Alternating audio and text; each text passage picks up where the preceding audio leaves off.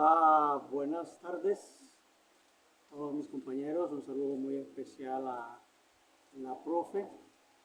Bueno, aquí estoy presentando pues parte de mi ensayo que he enviado a la plataforma y es un ensayo que es un poco atrevido en el sentido que es basándose en el idealismo aplicado, digamos, a la polarización entre la izquierda y la derecha en la política colombiana.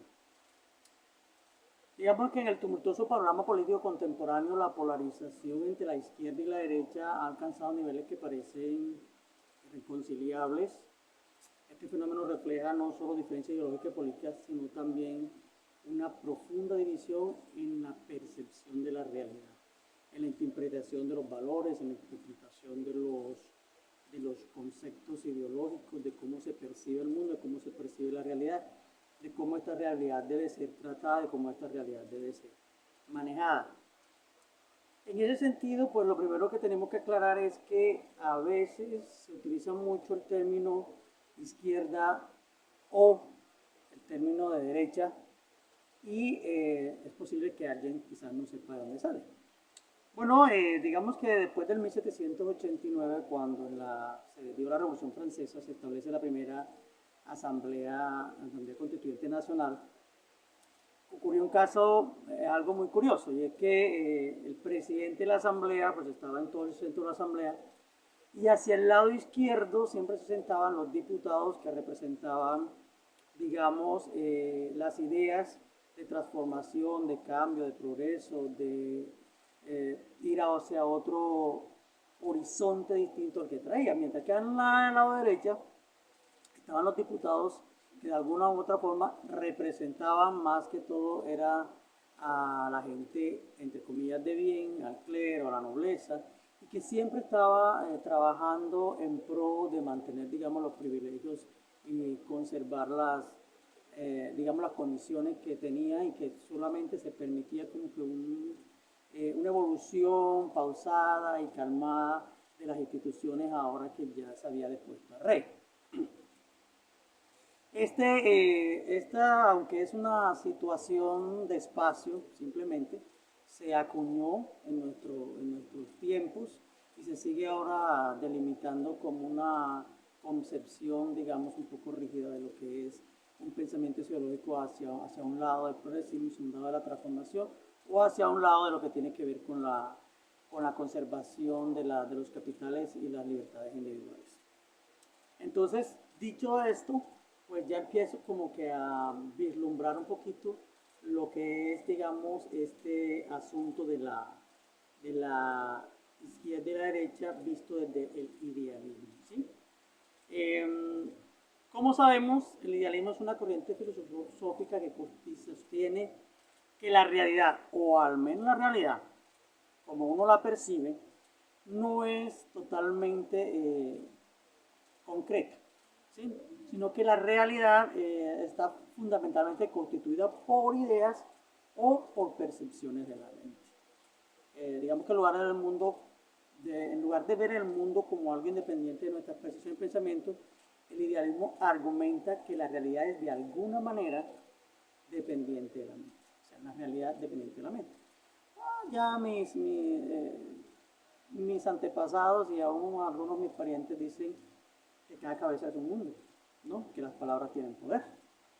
Y eso de alguna manera pues va dando como que la idea, cómo uno ve las cosas. Y eso está impregnado en los pueblos y por eso hay unos imaginarios colectivos que dan razón de por qué algunas situaciones a nivel social se presentan.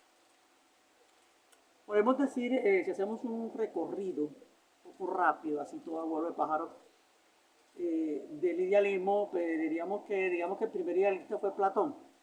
Estamos hablando de 5 siglos antes de Cristo, donde este señor en su teoría de las ideas habla de que precisamente el mundo que percibimos es el mundo sensible, el que captamos con nuestros sentidos, o sea, todo el sistema organoléctrico.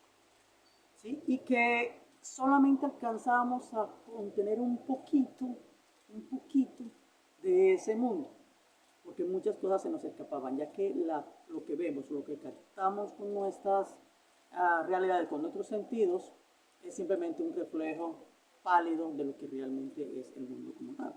Supongo yo que estaba relacionándolo con el universo, con el cosmos, entre otras cosas, pues la filosofía greco-romana eh, cavó muy profundo en lo que era el asunto de la cosmología.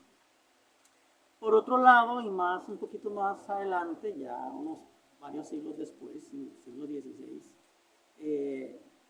don Renato Descartes, con su dualismo cartesiano, y aunque este señor no es considerado como un idealista, pues puro de eso, de lo que están colocados, digamos que en el panel de los idealistas, pero sí al mencionar su frase cogito ergo sum, da a entender que es en la mente donde se puede iniciar o establecer el conocimiento, y más allá del conocimiento de la existencia propia, o sea, pienso luego existe. De igual forma, más adelante, pues ya en el siglo XVII, digamos que en el idealismo, perdón, subjetivo del señor George Berkeley, dice que solo la mente y las ideas existen. Según él, los objetos solo existen en la medida que son percibidos por una mente. Bueno, y aquí sí podríamos dar que tiene razón material en el sentido de que, por ejemplo, ahora en esto mismo puede estarse cayendo un árbol en el Amazonas y nosotros no dar cuenta de eso.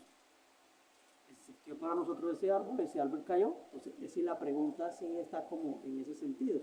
Entonces, los hechos son tales en la medida que damos cuenta de ellos. Lo contrario no existe, por lo menos para nosotros.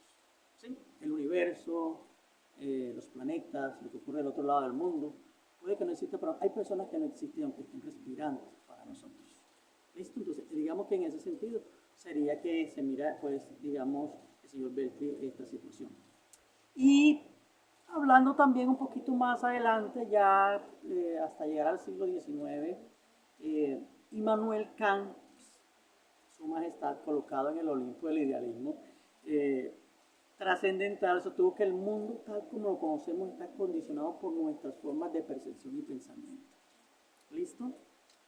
No podemos conocer las cosas en sí mismos, solo como aparecen a nosotros a través de nuestras facultades cognitivas. Y tiene razón mucho en el sentido de que las situaciones y las circunstancias no son lo mismo, pero la situación en donde yo estoy o me encuentro en un estadio específico y las circunstancias de lo que está alrededor mío. Y yo determino si yo me quedo en esa situación o en esa circunstancia dependiendo de lo que yo tenga en mi cabeza. ¿Sí? Entonces yo creo que el señor Kant tiene que ver mucho con esto, en esta afirmación, porque se puede nacer pobre, pero es imperdonable morir pobre. ¿Sí? Pero también es cuestionable, se puede ser pobre, pero también se puede ser feliz siendo pobre. Entonces, de todas maneras, son las ideas que están en nuestro interior las que van a determinar, digamos, que la forma de vida, la manera de percibir el mundo y de cómo actuarnos y conducirnos en ese mundo. Quisiera no dejar de mencionar al señor Frederick, o como le digo yo, Federico Hegel, que en 1800 algo, su idealismo absoluto se hizo pues, popular, con aquello de que la realidad es el desarrollo dialéctico y la idea absoluta. ¿Sí? Según él, la historia del universo son la manifestación del espíritu absoluto que se realiza a través del tiempo. Interrogante, ¿cuál es ese espíritu absoluto? ¿Es el espíritu absoluto que recoge todo el concepto de la humanidad? ¿O es el espíritu absoluto de cada quien?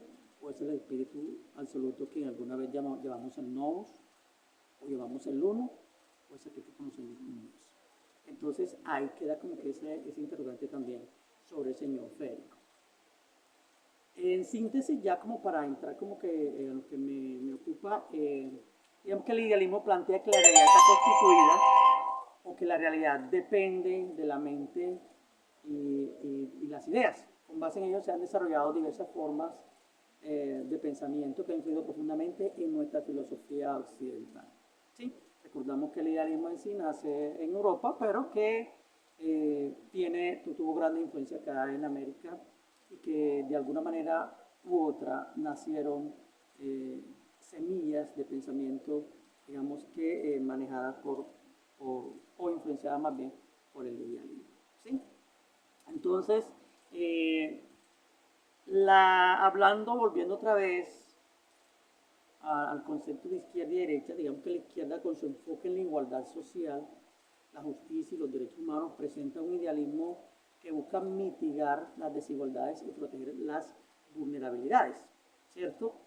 Por otro lado, la derecha con su énfasis en la libertad individual, el libre mercado, la responsabilidad de la propiedad, abraza un idealismo que promueve la autonomía y la meritocracia.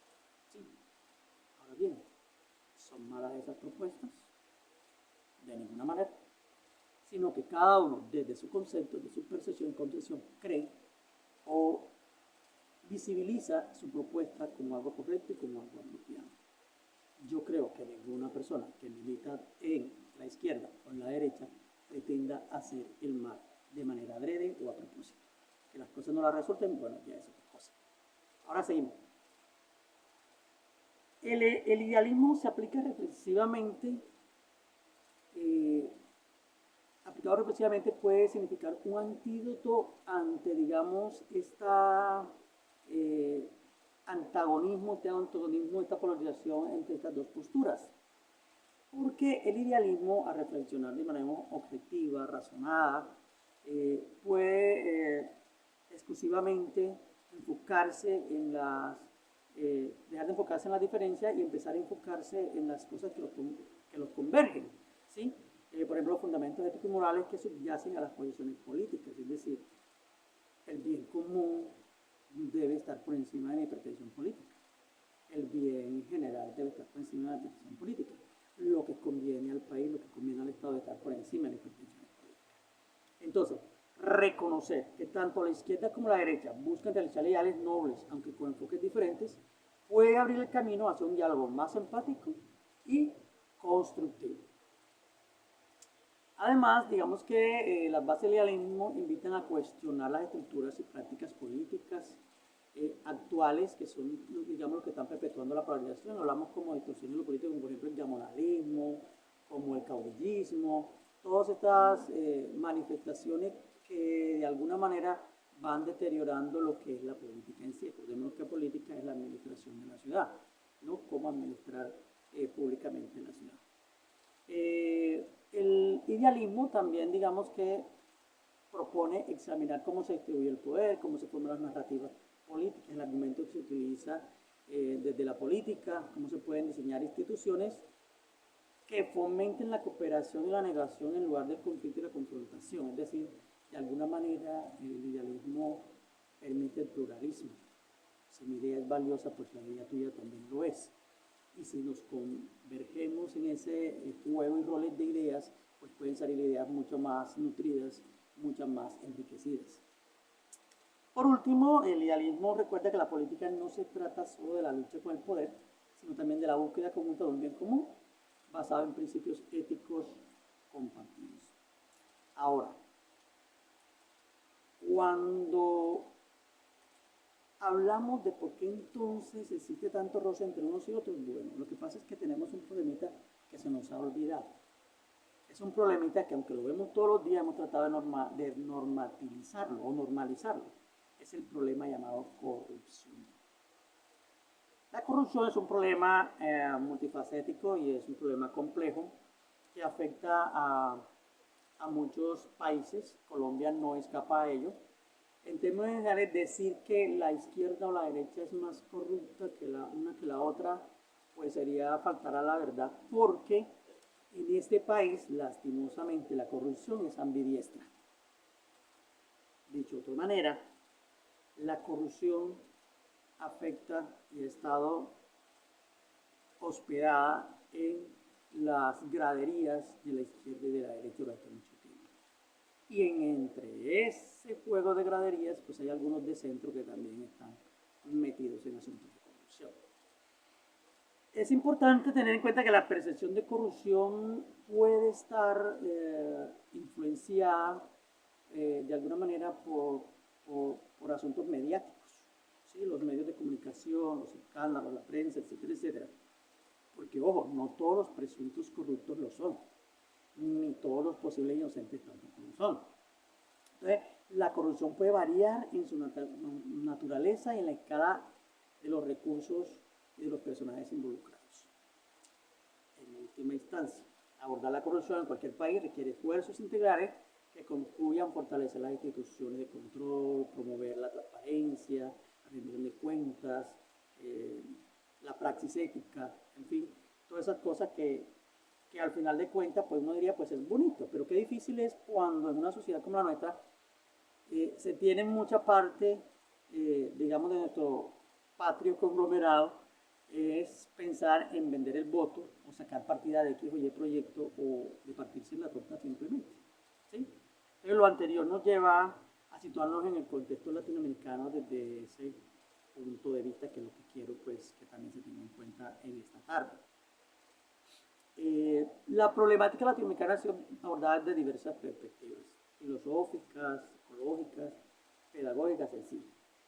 Y el idealismo, pues de alguna manera u otra, está también vinculado en ese proceso de mirar la problemática latinoamericana, o por lo menos se toman bases de ese idealismo para manejar esa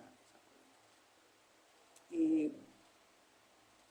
Un poco atrevimiento de mi parte, podríamos pues, mencionar algunos referentes que tengo aquí en mis notas sobre, digamos, un idealismo americano, y sí, yo entiendo que la filosofía latinoamericana todavía está en discusión, que se habla más de una filosofía situada, con referencia a particularidades, pero en fin, podría decir que en América Latina, pues algunos que utilizaron de alguna manera las ideas del idealismo, valga la redundancia, fueron personajes como los siguientes. Por ejemplo, tengo a José Martí,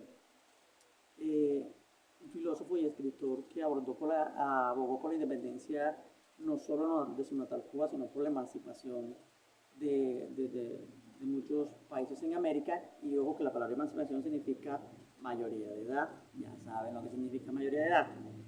Su idealismo se centró en la libertad, la justicia social y la solidaridad entre los pueblos latinoamericanos. Martí promovió una visión integradora y humanista que enfatizaba la importancia de la cultura y la educación para la construcción de sociedades más justas y democráticas. ¿Sí? Qué bueno que sepamos algo de Martí que no sé. Otro señor que es muy conocido por todos nosotros es Simón Bolívar. Y sí, es el libertador de 5 naciones, o casi de 6, etcétera, etcétera. Pero su idealismo más que todo se manifestó en la idea de una América Latina unida y libre, autónoma y soberana, basada en principios de igualdad y de justicia y autodeterminación. Bolívar aspiraba a la creación de una confederación de repúblicas. ¿Ustedes se imaginan que hubiera sido eso? Pero bueno. Otro señor es brasilero, profesor como nosotros, el señor Paulo Freire, es conocido por su pedagogía crítica, que busca la liberación de las personas a través de la conciencia y de la acción. Este señor escribió una obra, si no estoy mal, que se llama Pedagogía del Oprimido, es un referente del idealismo aplicado a la educación y el desarrollo humano en contextos de opresión y desigualdad. La educación, sí, en muchas, y no digamos en muchas, en todas las formas, es una herramienta muy eficaz para salir de la opresión, para avanzar, salir hacia adelante. Este otro señor, Rubén Darío, no el griego, sino el nicaragüense, este muchacho centroamericano, que establece en su obra temas universales como el idealismo, el amor, la justicia y la belleza. O sea, él en la poesía pues lanza tixitos y cápsulas de idealismo, de libertad, de amor sin límites, de amores no cortados, de aspiraciones de una vida feliz, de aspiraciones de una vida eterna, en fin, todo esto este señor Rubén Darío pues también pues lo toma. Y hay uno que es bastante complicado, ojalá no me tiren piedra, que es el señor Ernesto Che Guevara, aunque lo conocemos más como guerrillero, revolucionario. Este señor también fue un líder político, pero también fue un pensador, exploró ideas señalistas sobre la justicia social, la solidaridad internacional y la construcción de un nuevo orden económico y social en América Latina. Él tiene una frase que lo hizo famoso también, que está anotada creo en varias universidades, en las paredes de varias universidades de Latinoamérica, que dice: el verdadero revolucionario está guiado por grandes sentimientos de amor. La causa hay que amarla. Si no se ama, si no se cree, si no se confía en esa causa, pues el cambio es muy difícil. Entonces este señor refleja su visión humanista y su compromiso con la transformación radical. Digamos que hay otros casos, No es que Dios me perdone y me perdonen ustedes si alguno se me escapa, pero digamos que hay otros casos de compañeros de otros, de otras, como Mercedes Sosa, como Frida, que llevaron su arte a un nivel donde se observan profundos rasgos idealistas eh, en la que convergen lo que es la aspiración a una colectiva, a una aspiración colectiva de libertad. ¿Sí? No podríamos decir que estas señoras no tenían principios idealistas, lo mismo ocurre con Godoy y con Gabriela Mistral.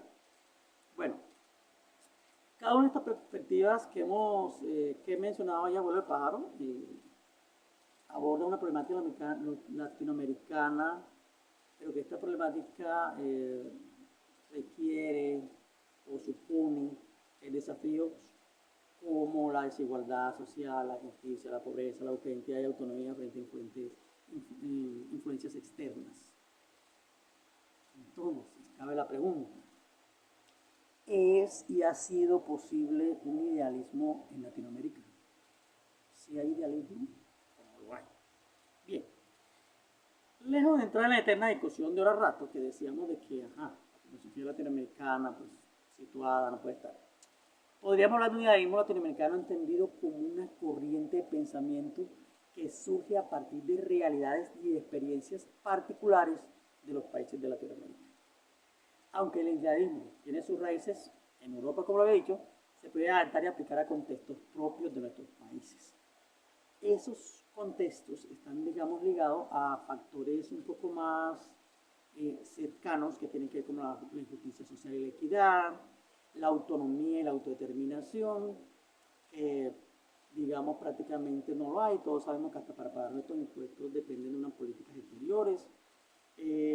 También tiene que ver con la identidad, la diversidad cultural, y esto quiero hacer un brequecito aquí, y es que el asunto de la identidad cultural está en crisis, porque aunque sí, estamos promoviéndola en la educación y estamos trabajando con todo eso, no podemos dejar de observar que muchos de nuestros jóvenes que tienen, digamos, herencias ancestrales y culturales, ya sean afrodescendientes, ya sean indígenas, nativos o raizales, en estos momentos prefieren estar más cercanos a la cultura americana o europea, gracias a las nuevas tecnologías de las comunicaciones.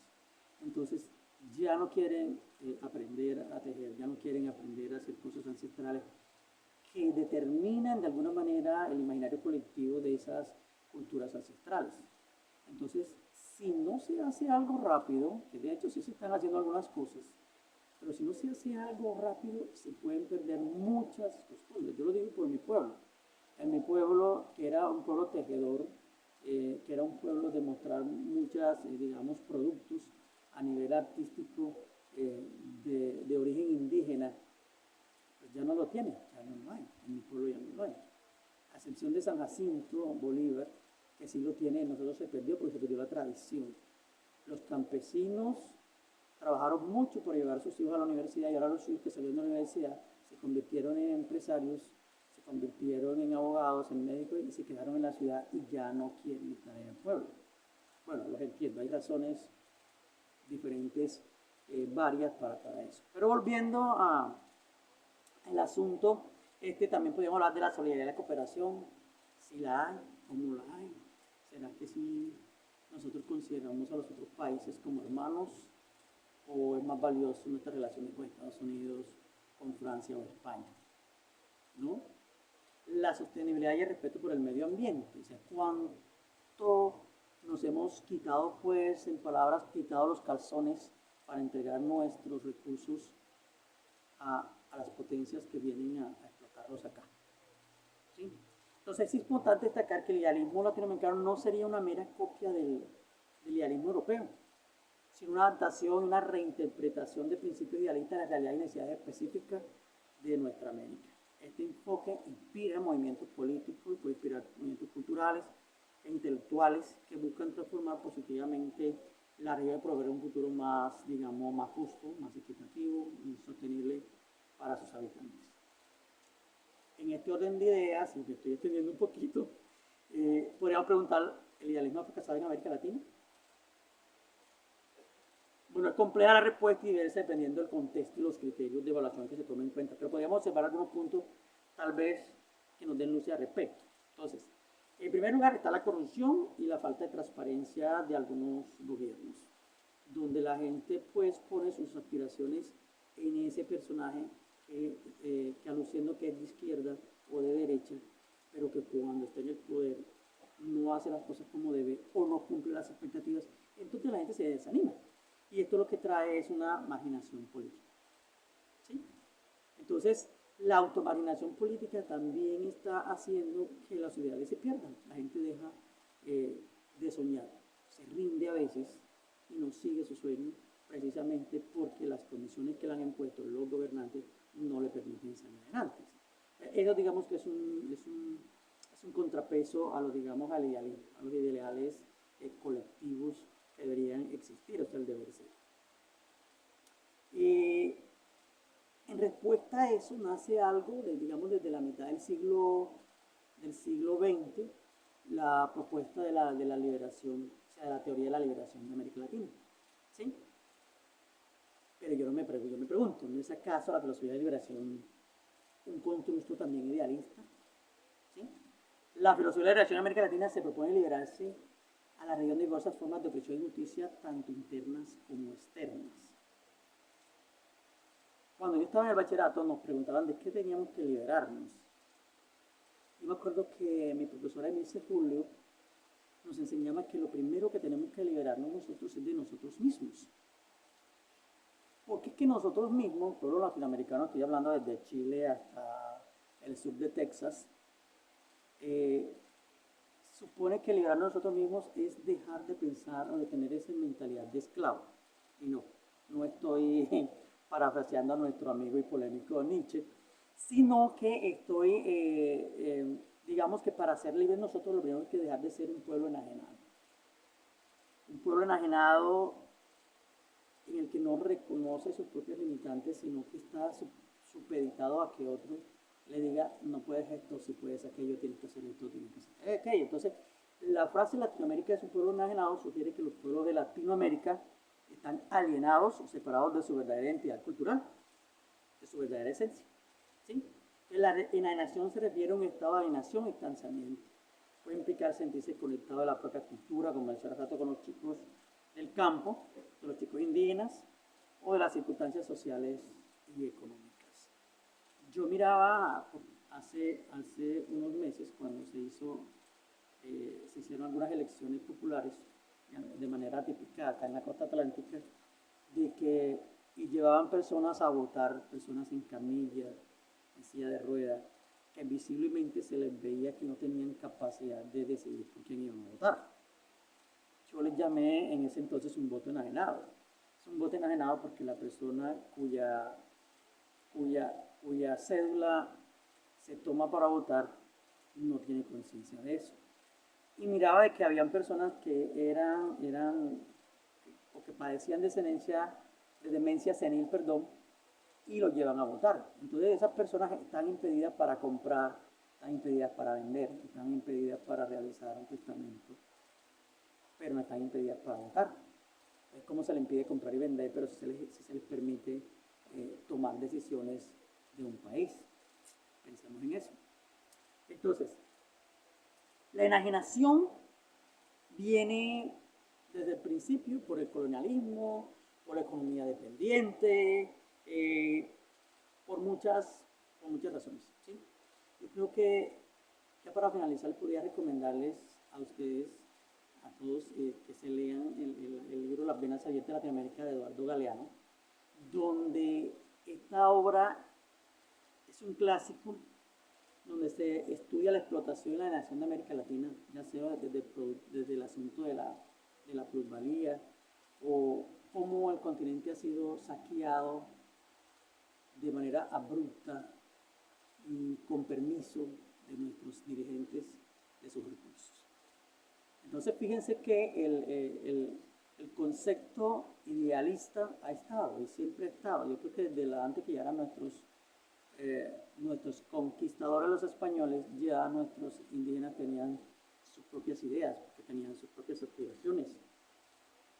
que todas esas cosas fueron transformadas, revalidadas, reformuladas por todos los procesos particulares, individuales y colectivos que han pasado a los pueblos y las naciones. Bien, esto ha sido todo, o más o menos un resumen de lo que fue mi ensayo. Espero que les guste, que no haya sido tan obtuso y perdonen pues los limitantes tecnológicos de este ensayo. Ha sido todo un placer haber estado con ustedes. Que mi Dios les bendiga, que el universo conspire para bendecirles a cada uno de ustedes. Nos vemos la próxima vez.